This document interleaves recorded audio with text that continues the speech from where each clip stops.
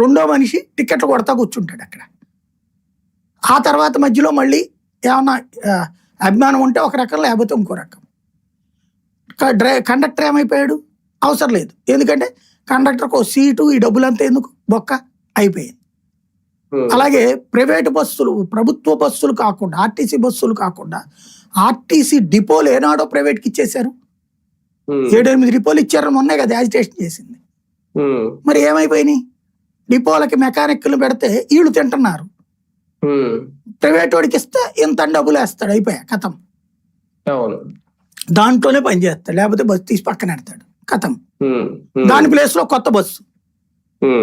ఈ కొత్త బస్సులు ఏంటి, మనం ఈ డిపోకి ఇచ్చి, వీళ్ళకిచ్చి, వాళ్ళకిచ్చి, పై వాళ్ళకిచ్చి, ఆ పైన అది రాక ఖాళీగా కూర్చోబెట్టి ఈ గోలంతా ఎందుకు? ప్రైవేట్ వాడికి కిలోమీటర్కి ఎంత ఇస్తాం, మనం ఓలా ఊబర్లు ఎట్లాగో అట్లాగే కిలోమీటర్కి ఎంత ఇస్తాం. వీళ్ళకి బస్సు మెయింటెనెన్స్ ఆడిదే, వీళ్ళకేం సంబంధం. డ్రైవర్ కూడా ఆలోడే, అయిపోయా. నిదానంగా ఇప్పుడు పర్మనెంట్ డ్రైవర్లు వెళ్ళిపోయారు చాలా మంది. కొత్త వాళ్ళని ఎవరన్నా పర్మనెంట్ డ్రైవర్లు రిక్రూట్ చేశారు ఆర్టీసీలో? కాంట్రాక్ట్ డ్రైవర్లే. ఇప్పుడు ఏదైనా సరే కాంట్రాక్ట్ ఎంప్లాయే. అలా అంటే ఇంక భవిష్యత్తులో చాలా సంస్థల్లో ఇంక ప్రభుత్వ ఉద్యోగాలు అనేవి ఉండవేమో. ఇప్పటికే అంతే కదండి. చంద్రబాబు గారు స్టార్ట్ చేసింది అది 95లో.